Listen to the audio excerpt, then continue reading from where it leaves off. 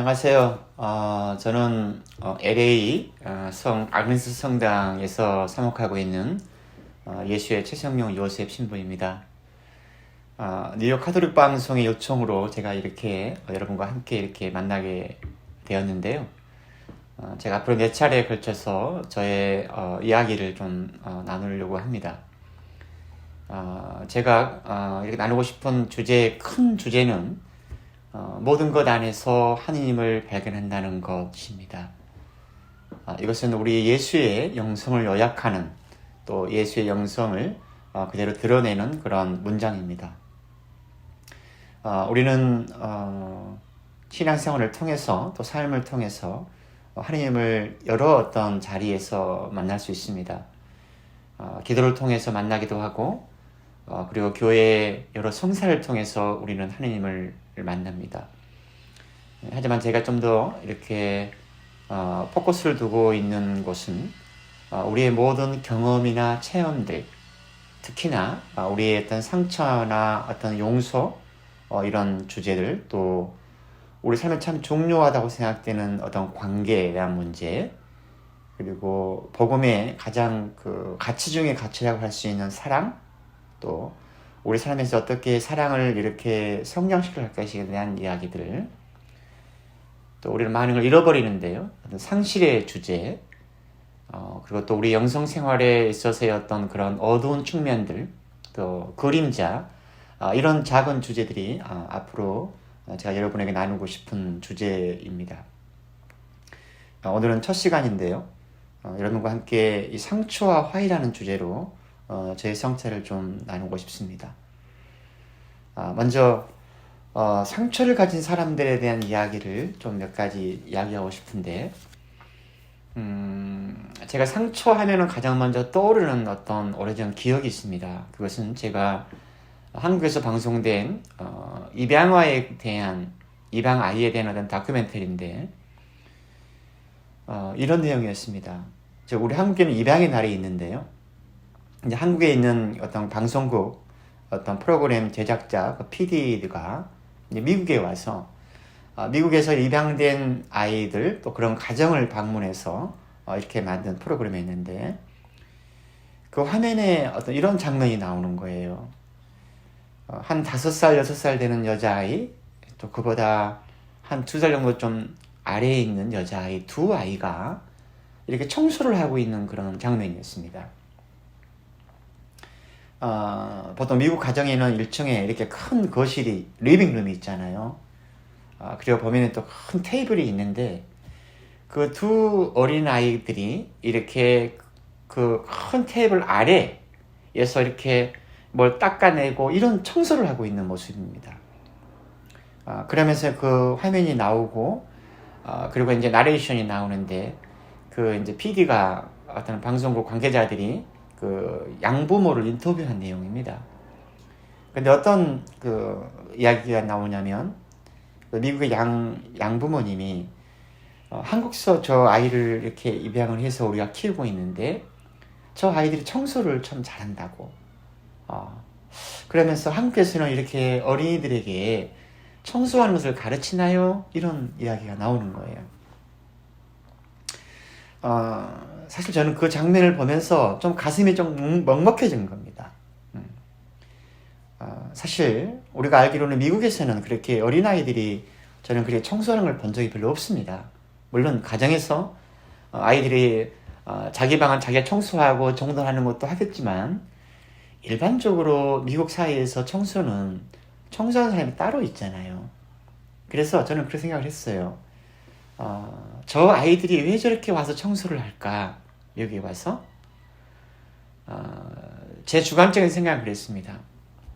그 두 여자 아이는, 입양이 된 아이 두 아이는 이미 한국에서 자기 친부모로부터 어떤 이유 때문인지 모르지만 버림을 받은 상처를 가진 아이들입니다.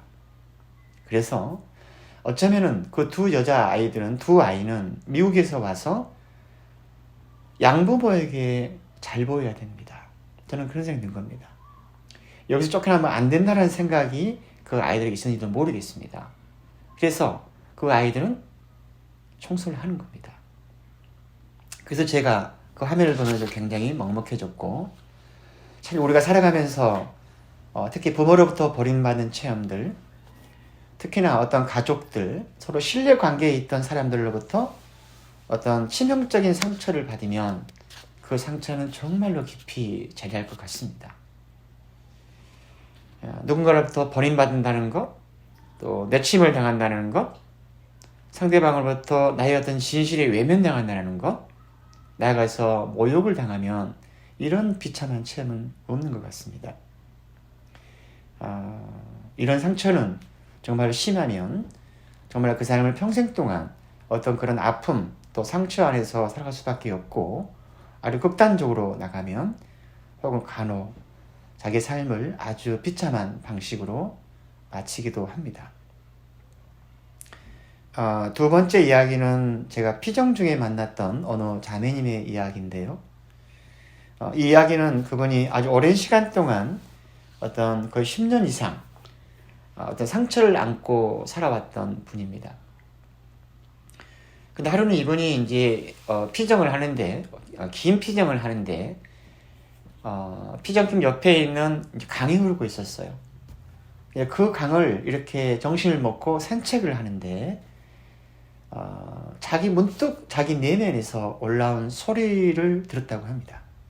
물론 이 이야기는 그분이 이제 어떤 강변을 걸어가면서 올라왔던 생각을 하고, 또 다시 이제 성당에 들어와서 기도를 하고, 그리고 다 기도했던 그 결과를 저에게 나눠준 이야기입니다.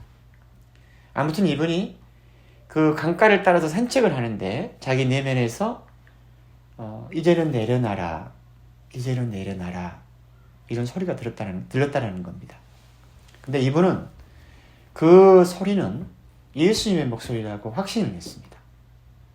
그리고 또한 동시에 그 목소리는 정말로 어떤 슬픔이나 연민이 느껴지는 그런 소리였고, 그리고 나서 이제 돌아와서 이분이 자기 옛날의 과거에 상처받았던 그 사건을 다시 돌아보면서 기도한 내용입니다. 이분은 아주 오래전에 잘 아는 누군가로부터 아주 심한 인격적인 모독을 당하고, 그리고 네가 이 일을 어디 가서 이야기를 하면 내가 너를 죽이겠다고 협박을 받았다고 합니다. 그것도 어떤 물에 빠뜨려서 수장을 시키겠다는 협박을 받은 겁니다. 너무나 치욕스럽고 너무나 깊은 어떤 그런 아픔, 그래서 아주 오랜 시간 동안 그걸 잊으려고 노력을 했고, 그리고 상담도 받아보고 나름대로 그렇게 어떻게 용서하고 정말 그 상처를 치유받고 싶었지만 늘 그 상처는 아주 오랫동안 자기를 따라왔다고 얘기를 합니다. 몸도 많이 아팠고 또 우울증도 걸렸고 사람을 만나는 것이 굉장히 두려웠었고, 그런데 이번에 그 피정 중에 이 강가를 걸어가면서 이제는 내려놔라, 이제는 내려놔라, 이 내면의 소리를 듣고 그건 예수님의 목소리라고, 그리고 뭐라고 얘기하냐면 신부님, 하느님이 이걸 원합니다, 이렇게 말하는 거예요.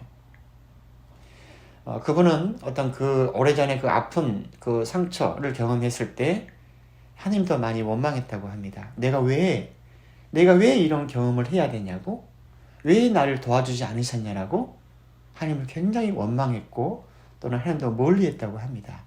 그런데 예수님의 이제는 내려놔라, 이제는 내려놔라, 이 소리를 들으면서 자기가 들은 생각은, 하느님이, 예수님이 내 아픔을 알고 계셨구나, 내가 어떤 상처를 받았는지 그분이 아시는구나, 그리고는 이제는 네가 이걸 내려놨으면 좋겠다, 어떤 그런 예수님의 초대로 받아들였습니다.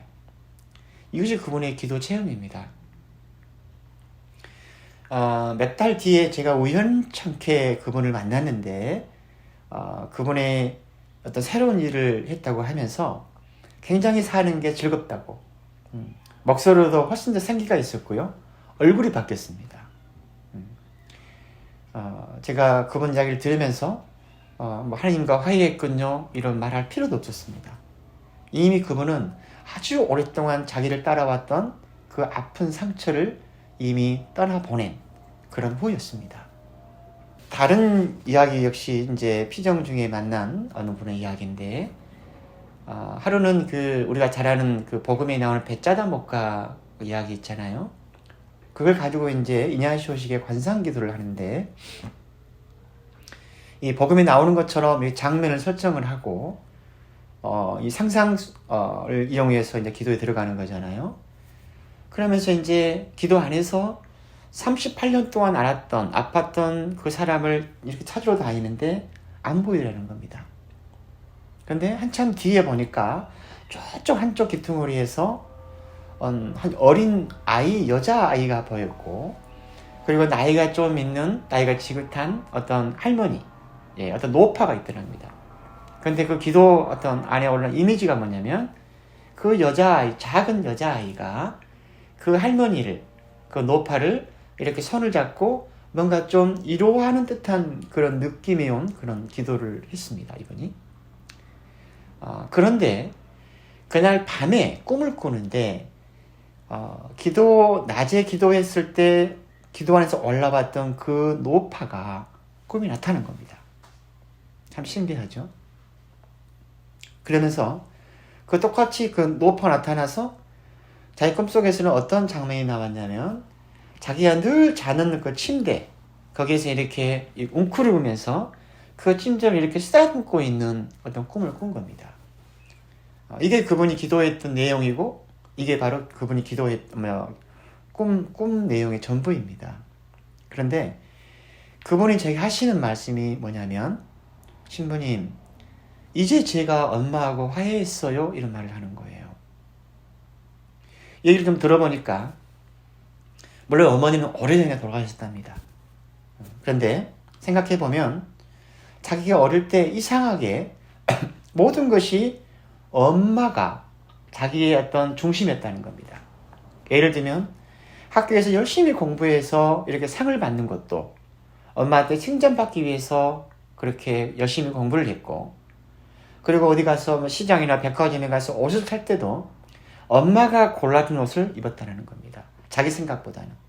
그래서 또 집에서 엄마가 없으면 굉장히 불안했고, 어쨌든 자기의 유년 시절을 이렇게 돌아보면 늘 자기의 삶의 어떤 그런 중심, 어떤 주도권은 엄마가 쥐고 있었다는 것을 어떤 그런 기억이 있다는 겁니다. 근데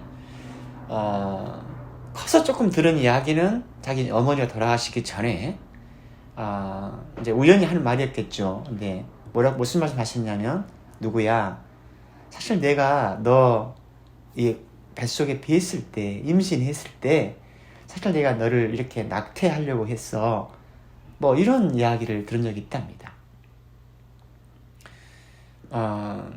어쩌면은 그 태아, 엄마 뱃속에 있던 태아가 엄마가 이런저런 이유 때문에 아이를 지우려고 했을 때 어쩌면 불안을 느꼈을까 모르겠습니다. 저는 그런 생각을 합니다. 어쨌든 어릴 때 이상하게 엄마에 대한 관계도 불편했고, 그리고 늘 외로웠고, 늘 어딘가를 떠나고 싶었고, 이게 그분의 어떤 삶의 여정이라는 겁니다. 거의 이제 그때 그분이 한 70이 넘은 걸로 제가 기억을 하는데, 아무튼 이분이 그 기도 체험을 하고, 그리고 또 그 꿈을 꾸고, 그러면서 그분이 내린 결론은 이제야 엄마하고 화해했다라는 말씀을 하시는 겁니다. 이제 제가 알고 있는 한 이런 내용인데요. 뭐냐면, 우리의 삶의 그 사이클, 그 삶의 여정에서 중년, 40, 50 이렇게 넘어가면서 어떤 꿈을 통해서나, 꿈을 통해서 어떤 오래된 어떤 기억이 올라오거나, 또 어느 장소에 갔는데, 또 누구를 만났는데 아주 오래된 기억이 불쑥불쑥 찾아오는 거, 이럴 때가 있다고 합니다. 그런데 우리 삶의 여정에서 보면은 가장 중년기 때, 중년 이후에 중요한 것은 뭐냐면 그 과거와의 화해라는 주제입니다. 우리는 태어나서 이렇게 어린 시절, 유년기, 청년기, 중장년기를 거쳐가면서 우리는 알게 모르게 이런저런 상처가 우리 안에 남아 있습니다. 그리고 어떤 상처는 굉장히 깊이 자리하고 있고 늘 내가 때는 의식하지 못한다고 할지라도 우리 무의식 안에 자리하고 있으면서 늘 어떤 그 과거의 경험들은 지금 현재 나의 삶에 어떤 영향을 주기 마련입니다. 다르게 보면 늘 과거의 기억은 특히나 힘들고 아프고 고통스러운 어떤 기억들은 늘 나를 따라온다는 겁니다. 그런데 중년기가 되면 그런 것들이 기억에 올라오고 피정을 통해서나 또는 꿈을 통해서 올라온다는 겁니다. 이것은 좋은 사인입니다. 제가 알고 있는 것은. 왜냐하면 어린 시절은 내가 감당할 수 없는 어떤 그런 체험들을 이제는 내가 어른이 돼가지고 그것을 감당할 수 있는 힘이 생겼기 때문에 올라온다는 겁니다. 어떻게 보면은 어떤 치유의 힘은 우리 안에 있는 것 같습니다. 정신분석에서 잊었던 기억을 찾는 것은 정신분석의 목적이 아니라 결과라는 글을 읽은 적이 있습니다. 우리가 보통 상처를 받으면 세 가지 방향으로 나가는 것 같습니다. 하나는 부정적인 방향입니다. 상처를 준 사람에게 앙심을 품거나 복수하고 싶기도 하고요. 그리고 또 그것이 안 되거나 그러면 자기 자신을 이렇게 자학하기도 하고 파괴적인 방법으로 이렇게 몰고 갑니다. 누구나 치유받고 싶고 잊고 싶지만 부정적인 기억은 늘 깊이 자리하고 있고 또 어떤 것들은 내가 어떻게 해볼 수 없는 그런 아픔과 상처가 있습니다. 또 다른 하나는 아무것도 하지 않는 그런 거라고 하는데 실은 아무것도 하지 않는 것처럼 보이지만 우리의 상처 입은 영혼은 점점 메마르고 또 건조해지고 또는 어떤 삶의 의욕도 잃어버리고 때로는 어떤 심한 디프레션에 빠지기도 합니다. 세 번째 방향은 어떤 치유의 방향인데 내가 받은 상처를 받아들이고 또 이를 인정하고 그 상처를 넘어서는 어떤 그런 적극적인 어떤 그런 경험들입니다. 심리치료나 또는 정신치료를 받기도 하죠. 그리고 방금 전에 제가 얘기 나눈 것처럼 어떤 기도를 통해서 또 피정을 통해서도 이렇게 우리는 치유를 이렇게 경험을 합니다. 어쩌면 기도나 피정을 통해서 우리가 이렇게 치유받는다는 것은 바로 치유자이신 예수님을 통해서 우리가 회복되는 거죠. 우리 안에 있는 죽어있는 것들이 새로운 어떤 그 생명력을 회복하는 거, 그게 저는 치유라고 생각을 합니다. 용서와 관련해서 딱 한 가지만 좀 나누고 싶은 건데 예수님도 베드로에게 7번씩 이런 7번 용서해라 이런 말씀을 하셨지만 참 우리가 살면서 용서는 참 어려운 어떤 그런 주제입니다. 그런데 제가 한국에 있을 때 그 청년들을 위한 어떤 모임을 하면서 정신분석학자를 한번 초대한 적이 있습니다. 그분이 이제 우리 청년들에게 나눠준 이야기인데 이런 이야기입니다. 자기가 만난 그 환자 중에 어떤 30대 후반의 여성이 있었는데 그 친구의 어떤 상처는 아픔은 아버지로부터 왔다는 겁니다. 즉 아버지가 알코올 환자였고요. 그리고 성적 파탄자였고 그리고 술만 먹으면 술만 취하면 식구들을 이렇게 때리고 구타했다는 겁니다. 그래서 어릴 때 엄마는 너무나 힘들고 고통스러워서 그냥 남편 또 아이 놔두고 그냥 도망가 버렸고 그리고 자기도 어릴 때는 못 도망가고 있다가 한 열 몇 살이 되니까 집을 뛰쳐나와가지고 산 겁니다. 그래 건강하지 못한 가정에서 성장을 했으면 아이가 그렇게 건강하게 자랄 수는 없겠죠. 아무튼 이 친구는 그 환자는 어쨌든 이렇게 여기저기서 일도 하고 정말 흘러서 이제 정신병원까지 온 겁니다. 근데 하루는 그 이제 병원에서 이제 환자들끼리 이렇게 모여서 이렇게 사이코 드라마를 이제 했는데 서로 이렇게 이야기를 이제 드라마상에서 일어난 일입니다. 서로 이야기를 하다가 자기들 중에 가장 힘들고 아픈 친구가 그 친구인 거예요. 그러면서 그 동료들이 야, 우리가 어떻게 하면 저 누구를 도와줄 수 있을까? 그렇게 서로 이야기를 나누다가 어떤 결론을 내리냐면 우리가 저 친구를 저렇게 저 친구의 인생을 망가뜨린 저 친구의 아버지를 우리가 죽여버리자라고 이렇게 모의를 합니다. 왜냐하면 대신 복수해주기 위해서.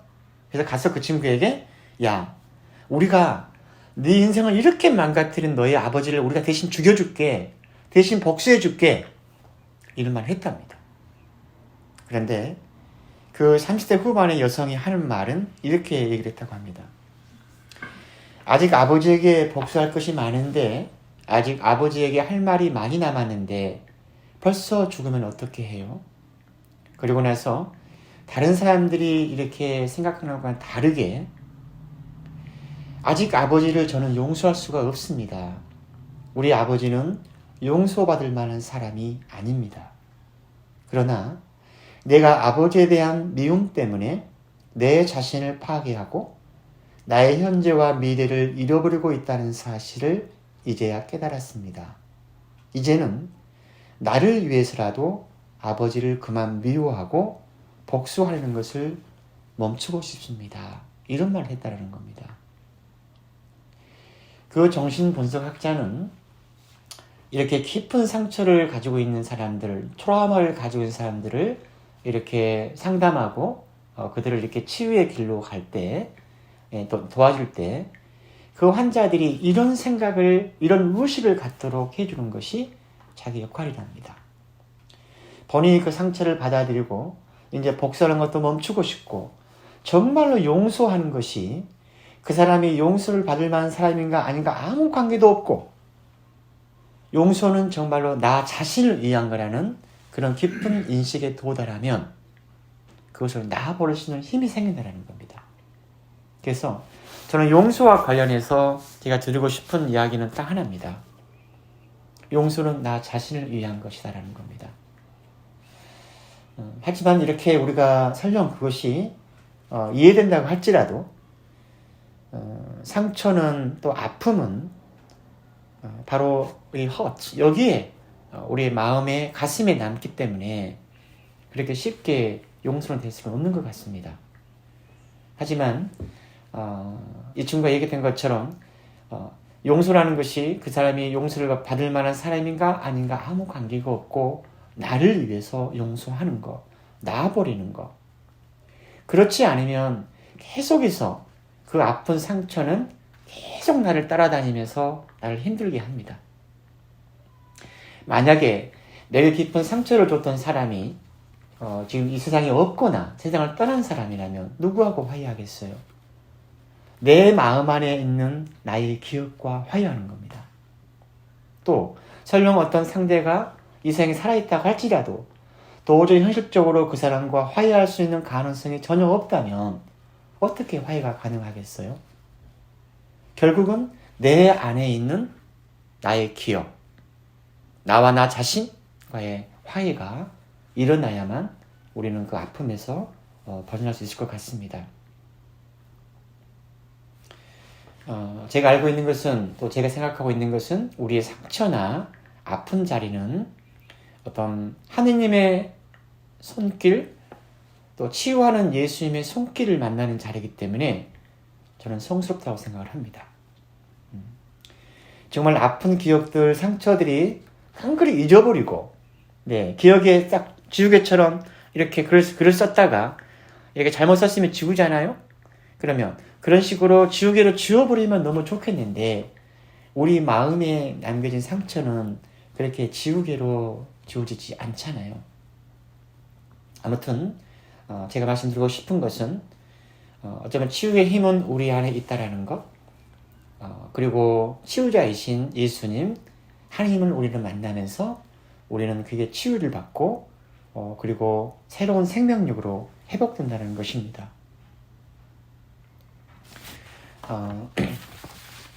긴 시간은 아닙니다. 짧은 시간인데요. 여기까지 제가 오늘 준비한 내용을 좀 나눠드렸고요.